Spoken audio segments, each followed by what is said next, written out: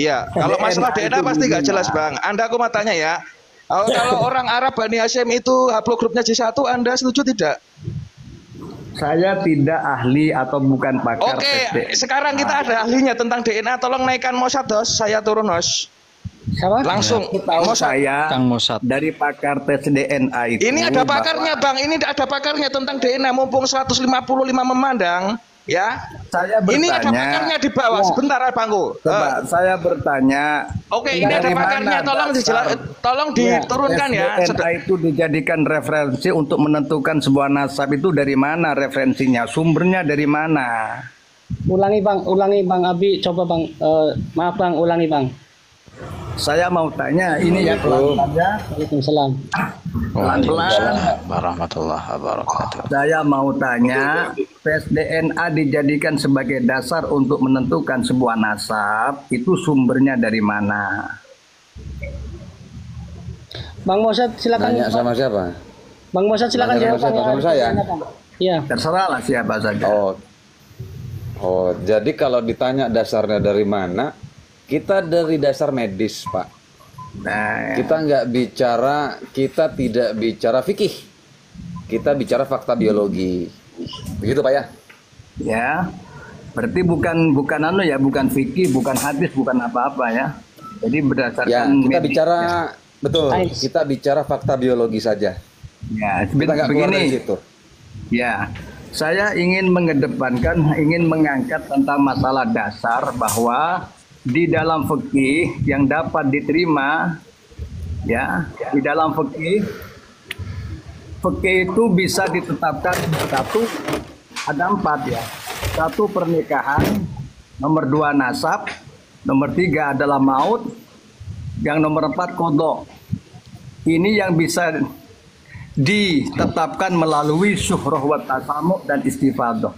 Dengan kemasyhuran, dengan tawatur, dengan berita yang sudah bertubi-tubi datang, dengan berita yang sudah masyhur, maka nasab seseorang bisa ditetapkan. Nikah seseorang bisa dianggap dianggap sah. Kemudian kematian dan juga qadha. Itu secara fikih. Terus kemudian sekarang tes DNA. Sementara dasar tes DNA itu dari mana? Apakah dari hadis? Apakah dari fikih? Tidak ada kejelasannya. Mau mengalahkan dalil yang sudah dipakai oleh ulama, begitu. Oh baik. Bisa. Berarti kalau begitu mobil juga haram, Pak. Karena mobil zaman Nabi nggak ada. Kok bisa mobil kemana ini larinya perkataan ini? Karena DNA zaman dulu nggak ada, Pak. Sambil ngopi. Nah, begitu. Makanya saya tanya tadi, jawabannya pakai referensi. Kamu itu menjawabnya sumbernya dari ini, baru saya bisa terima begitu. Baik, kalau begitu saya pakai referensi saya. Bapak silahkan ada Google di situ. Ketik namanya buku fisiologi kedokteran. Karangan Sherwood. Di situ dijelaskan untuk mahasiswa tingkat dasar terkait dengan DNA. Bisa dicek di situ. Begitupun kalau Bapak nanti mengkonfirmasi kepada dokter atau biologiwan, bertanya tentang DNA, jawabannya insya Allah sama. Bahkan nggak pakai insya Allah lagi saya. Saya katakan jawabannya pasti sama. Gitu ya. Apa yang sama? Itu simple, Mas. Pertanyaan saya itu simple.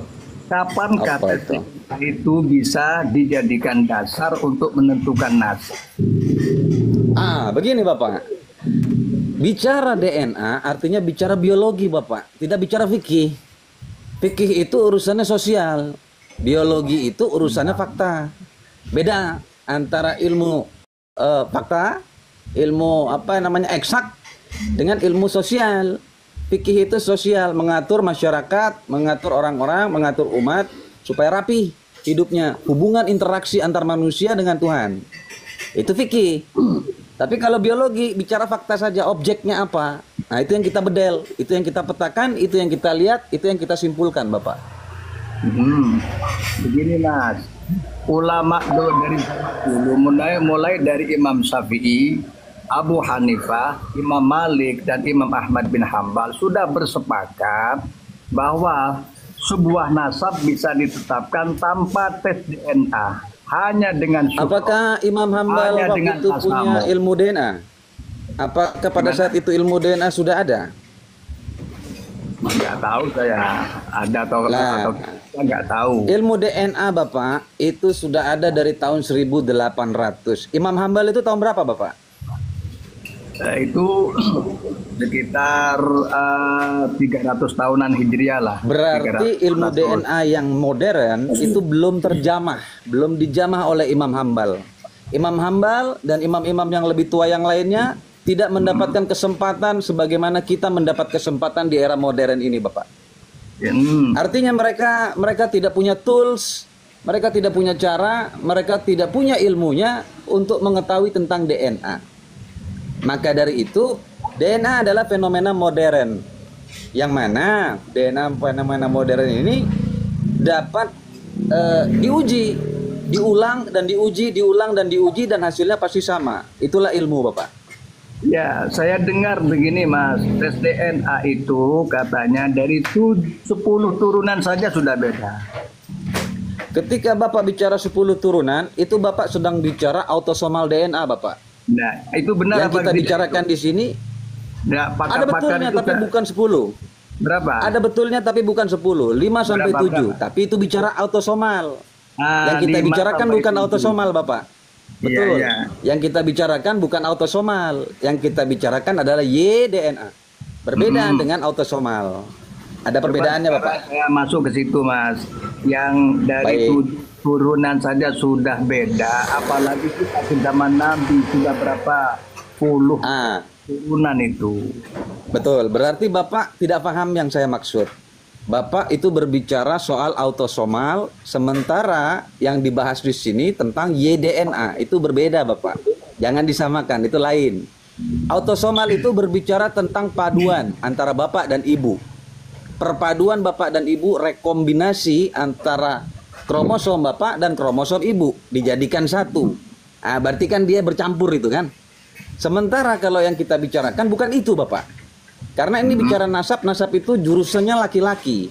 Keturunan Iya. laki-laki mewarisi keturunan laki-laki mewarisi kromosom laki-laki juga. Nah, itu bicaranya kromosom YDNA, bukan autosomal, Bapak. Jadi beda. Ini begini aja Mas, ini simpel saja biar tidak kemana-mana.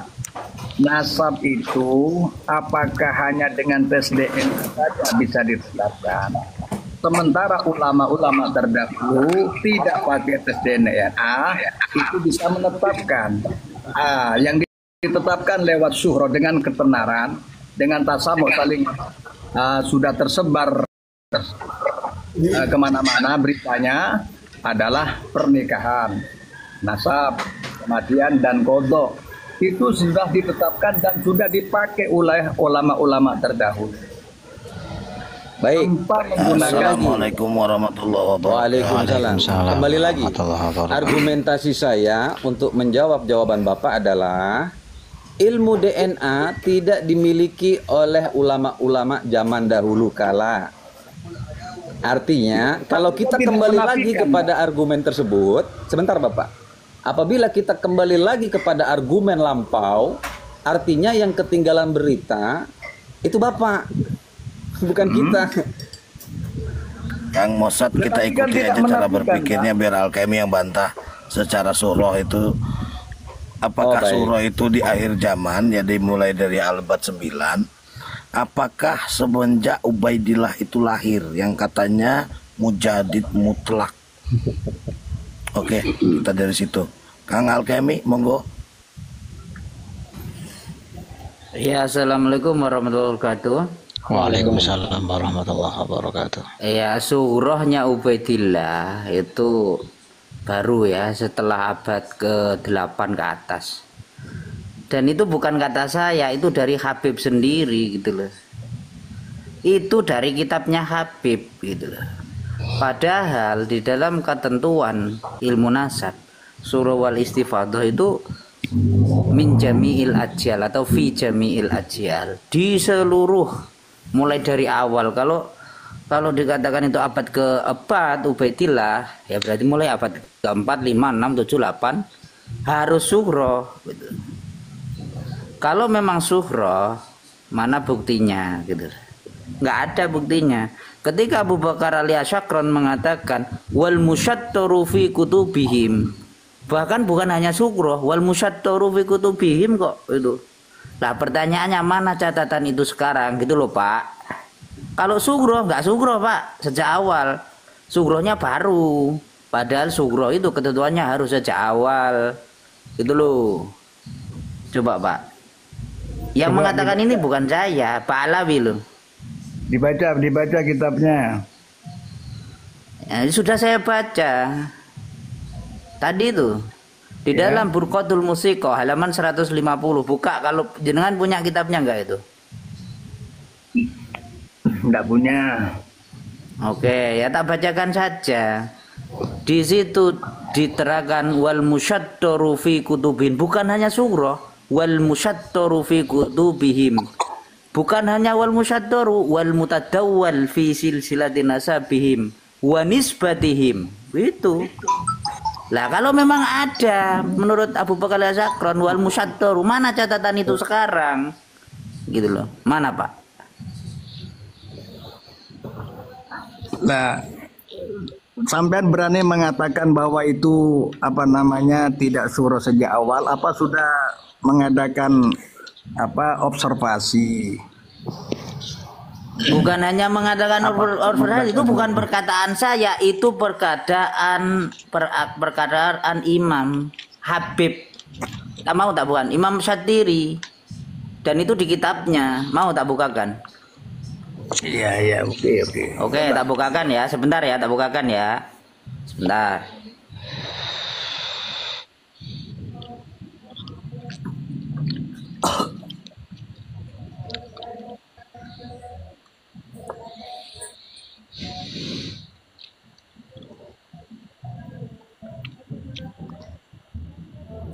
Nyimak dulu ya Bang Helang. Siap.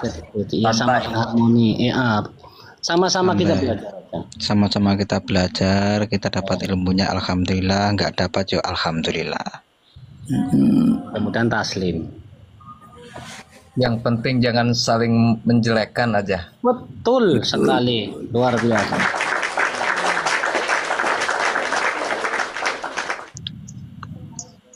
Baik.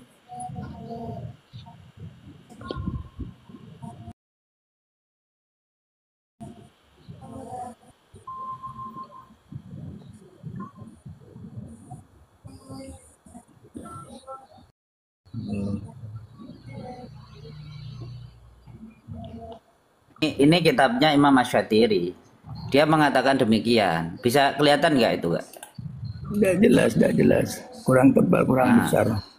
Sebentar tak besarin punya saya, tak bacakan.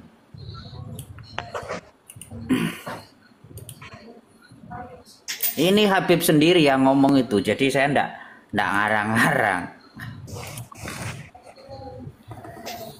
Sebentar. Mudah-mudahan kalau sudah tercerahkan Bang Abi taslim, alhamdulillah.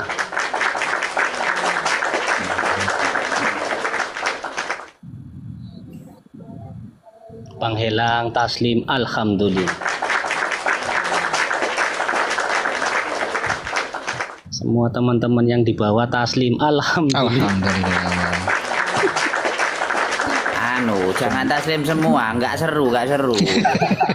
Sebelum taslim. Walam al-qabail. Oh, udah mulai.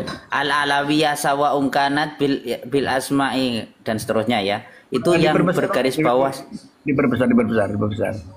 Biar tahu lafaz. Nggak bisa ini. Udah nggak bisa. Mentok ini. Udah ini mentok. mentok saja dibacakan. Iya. Jadi dikatakan itu wadzalika ba'da qarnits tsamin al-hijri, yaitu li'annahum, kenapa kok lam yantasiru, kenapa kok tidak tersebut illa fima ba'du, setelah abad ke-8. Jadi ketenaran Ba'alawi ya, Habib Ba'alawi setelah abad ke-8 gitu loh ya. Lam tastahir wa lam tang tashir illa ba'da takatsuriha wa dzalika ba'dal qarni tsamin al-hijri gitu ya. Gitu. Cukup. Artinya apa? Bukan kata saya bahwa kabilah Alawiyah ya itu atau kunyah atau nama panggilan gelar-gelar mereka itu tidak dikenal kecuali setelah mereka semakin banyak jumlahnya, yaitu kapan? Setelah abad ke-8. Karena apa? Karena mereka baru menyebar setelah masa itu. Sebelum masa itu masih di mana? Masih di pojok kampung kan gitu loh. Jadi belum apa? Suhroh wal istifadoh, belum menyebar. Apa menes wal istifadoh, suhroh aja belum gitu loh ya. Nah, gitu. Dan ini yang ngomong siapa? Bukan saya, Habib sendiri di dalam kitabnya, bisa dicek di halaman itu. Kitabnya Imam Masyadiri di halaman berapa itu, lihat sendiri ya. Itu dari saya tidak omon-omon, apalagi kalau kita, makanya saya bilang Kiai Imad itu sudah tepat sekali bahwa yang namanya Ubaidillah bin Ahmad bin Isa, Ubaidillah bin Ahmad itu yang diklaim sebagai Dzurriyyah Rasul itu dideklarasikan pertama kali oleh Abu Bakar Al-Asyakron. Berarti abad ke-9 ke atas. Sebelum itu tidak ada suara sama sekali. Itu. Kalau memang klaim Abu Bakar Al-Asyakron itu benar bahwa itu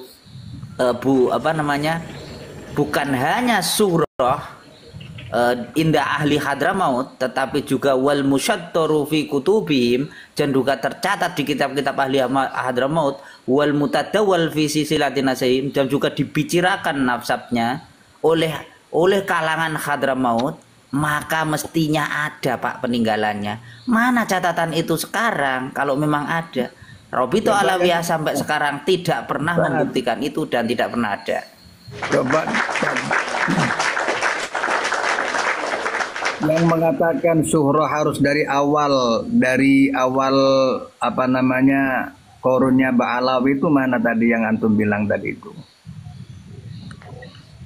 Ya, saya untuk redaksinya saya lagi tidak megang, cuman begini, itu di kitab Muqaddimah fi Ilmil Ansab ada ya. Juga di anunya Imam Syafi'i juga ada. Sebab kalau cuman itu yang saya hafal itu fi jami'il ajyal, yang saya hafal fi jami'il dalam ajyal. fikih itu memang tidak pernah saya ketabrak tentang ibarat persyaratan syuhra itu harus dari awal korunnya yang dibicarakan itu tidak pernah saya ketemu. Kalau di dalam masalah syuhra di dalam fikih itu kan hanya bahasanya tasamu. Ya, gini aja. Ya. Tanpa memberikan persyaratan syuhronya harus dari awal semenjak korunnya beliau. Iya Pak, jadi begini loh Pak. Oke, nanti kapan-kapan kalau ketemu tak kasih langsung, tak siapkan ya Pak. Atau besok tak siapkan, karena saya posisinya ndak lagi megang untuk dalil itu.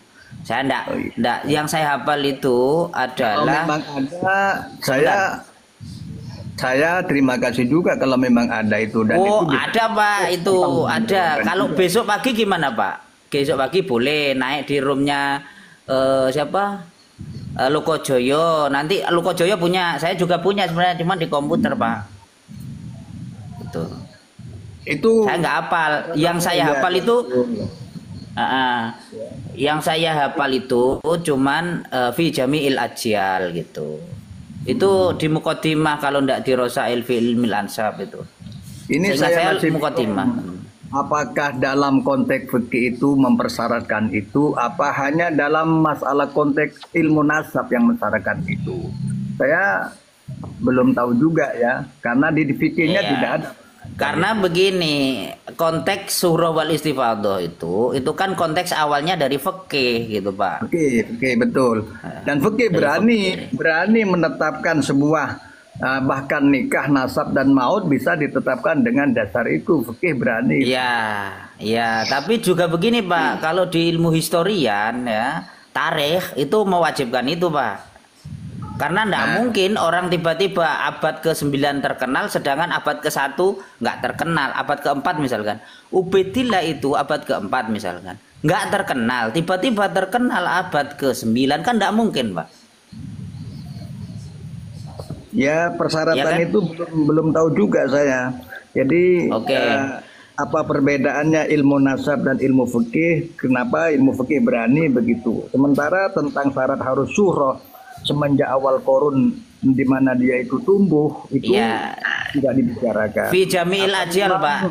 Apa Cuman memang untuk ada tepatnya di halaman berapa saya kurang saya lupa. Itu kitab Mungkin sejarah kawan-kawan ya? yang di bawah bisa, Mbak. Bukan kitab sejarah itu, kitab nasab, Pak. Kitab nasab. Kitab nasab ya. Kitab nasab. Dan itu sepaham dengan kitab fikih yang itu kalamnya Imam Syafi'i itu. Nah. Cuman Gimana untuk kalau datanya kamu lebih lengkap besok pagi, Pak. Kalau datanya lebih lengkap tak kasih, Pak. Oh iya iya. Dari iya, semua Pak. Ya, biar tidak mandek ini bisa kita lanjut. Oke, siap. Iya, Gus Kemi, sebelum dilanjut saya mau tanya. Itu kok bisa ya? Kan Ba'alawi itu setelah Syukrah wal Istifadah itu kok di abad setelah abad 8. Apa sebelum-sebelumnya itu belum Syukrah wal Istifadah? Ya jelas belum, itu hanya klaim dari Abu Bakar Ali Asyakron. Karena begini, mohon maaf, saya itu berbeda sekali dengan Ki Imad terkait hal ini ya. Bahwa kalau menurut Ki Imad itu Ubaidillah itu fiktif ya. Kalau saya bilang itu ada orangnya tetapi diglorifikasi gitu. Itu pendapat saya awal, tetapi ketika ada Burqah di dalam kitab Burqah wa qauluhu wa bi walidil Maimun Ubaidun ya, itu lalu saya kearahkan ke Ubaidillah Maimun. Kenapa demikian? Kalau klaim Abu Bakar Ali Asyakron itu benar, maka yang dimaksud itu bukan Ubaidillah yang dikatakan sekarang Ubaidillah bin Ahmad, tetapi Ubaidillah Maimun. Kalau Ubaidillah Maimun pada waktu itu sangat tenar, Pak, mari buronan soalnya. Anak cucunya buronan gitu loh, Pak. Buronan Karena semua. apa? Buronan Mesir, Pak, itu. Karena waktu itu dia kan dinasti Fatimiyun. Kalau Ubaidillah pendiri dinasti Fatimiyun pasti terkenal. Dan semua ulama mengatakan, bahkan di Syiaru Alamin Nubala, Imam Az-Zahabi mengatakan dinasti Fatimiyun itu tertolak nasabnya oleh siapa? Ibnu Toba. Dan secara khaliyah menurut Az-Zahabi itu dikatakan murtadin wazanatiqah. Siapa? Yaitu perilaku dari orang-orang dinasti Fatimiyun karena menghalalkan yang haram. Contoh Homer begitu, Pak. Kalau itu ya terkenal Ubaidillah itu karena kakeknya juga bernama Ubaidillah bin Maimun Al-Habib. Nah, Al-Habib sodo mbek saiki Habib. Nah, itu. Iku Jadi apa Al-Habib termasuk itu iya Mas Kemi. Apa yang termasuk yang memenggal kepala Sayyidina Hasan Husain itu? ya enggak, beda jauh Enggak ya, tuh, beda ya? zamannya beda, Pak. Oke, saya tak jalan dulu, mohon maaf untuk bapaknya. Besok saya bisa ditagih, Pak, ya kalau ketemu ya. Ya oke, saya juga ada keperluan ini. Mohon maaf, bisa ketemu lagi kalau ada waktu. Oke, Ya, siapa? follow aja Oke, Bang Abi terima sama kasih. Putret Bang Abi, follow jadikan besok Bang bisa Abi. lagi gitu. Ya, Izin follow Bang Abi. Mana? Izin follow, saya udah follow itu. Begitu ya. Jadi kita harus tetap berdasarkan keilmuan ya. Tidak serampangan menuduh, menjustifikasi, harus berdasarkan fakta karena semua bisa dibuktikan kok. Bahkan DNA G itu kan ditemukan oleh para peneliti pada jasadnya Habib Yuyi ya, Habib Yuyi mertuanya Firaun, itu terkonfirmasi jelas itu ya. Bukan Habib Kebonwa, Habibnya belum ada. Langsung Habib Habib ya. Yuyi. Yo jangan gitu, Habibnya belum ada waktu itu. Oh iya, belum Baik ada. gitu Ya, loh ya. kalau mau menarasikan. Bapak, Kalau sama-sama G berarti baik, kalau tidak ya tidak. Oh iya Pak, makasih Pak. Ini Mohon enggak. maaf ya Ini, Pak. Pak Abi Kafa, ini bukan untuk membenarkan dari aspek fikih ya, tidak. Ini hanya membuka wacana, membuka wawasan. Hanya membuka wawasan saja, tidak ada maksud untuk apa-apa. Jadi aspek biologi itu hanya berbicara fakta yang ada. Interpretasinya dikembalikan kepada orang-orang yang membutuhkan hasil dari DNA tersebut. Jadi DNA hanya bicara ini hasilnya seperti ini, begitu. Anggap misalnya ada korban tidak dikenali wajahnya, tidak punya identitas. Lalu dia uji forensik, dites DNA. Nah, tes DNA-nya hanya dipapar, ini hasil DNA-nya. Lalu dibandingkan dengan anggap ada calon keluarga.